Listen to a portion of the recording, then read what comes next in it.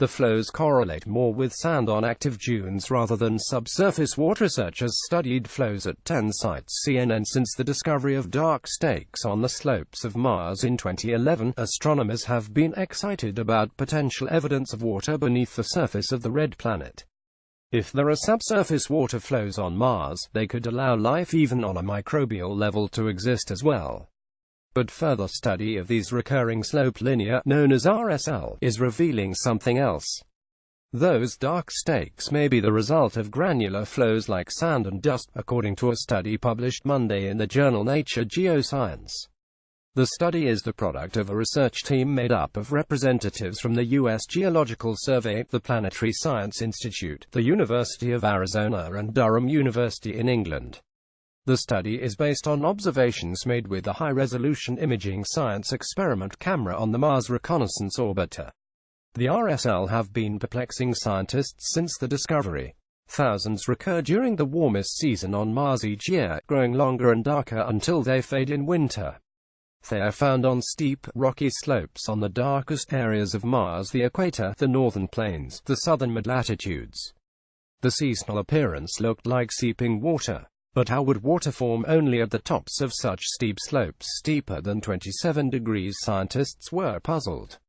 Mars also isn't a friendly environment for water. The surface is constantly exposed to a harshly cold, thin atmosphere.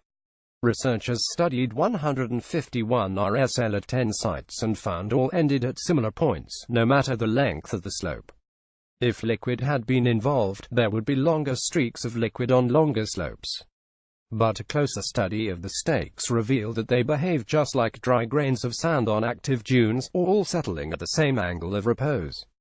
We've shown that RSL are likely granular flows, which changes our assessment of what they mean for flowing liquid water on Mars and points to formation processes with little or no liquid, wrote Colin Dundas, lead study author and U.S. Geological Survey scientist, in an email.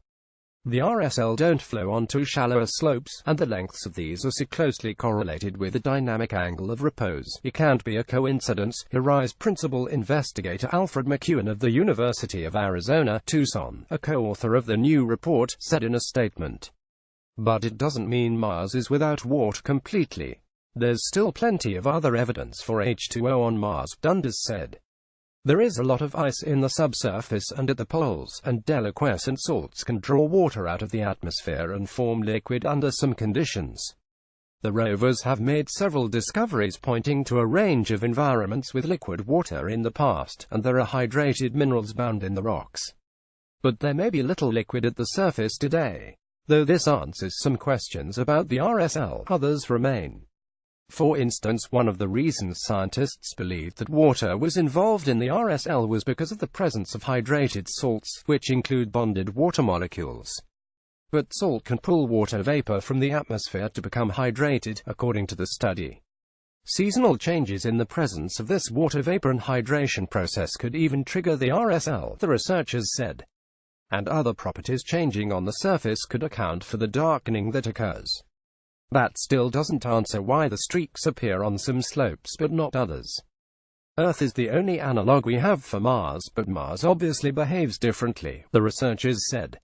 Full understanding of RSL is likely to depend upon on-site investigation of these features, Mars Reconnaissance Orbiter project scientist Rich Zurich of NASA's Jet Propulsion Laboratory said in a statement. While the new report suggests that RSL are not wet enough to favor microbial life, it is likely that on-site investigation of these sites will still require special procedures to guard against introducing microbes from Earth, at least until they are definitively characterized. In particular, a full explanation of how these enigmatic features darken and fade still eludes us. Remote sensing at different times of day could provide important clues.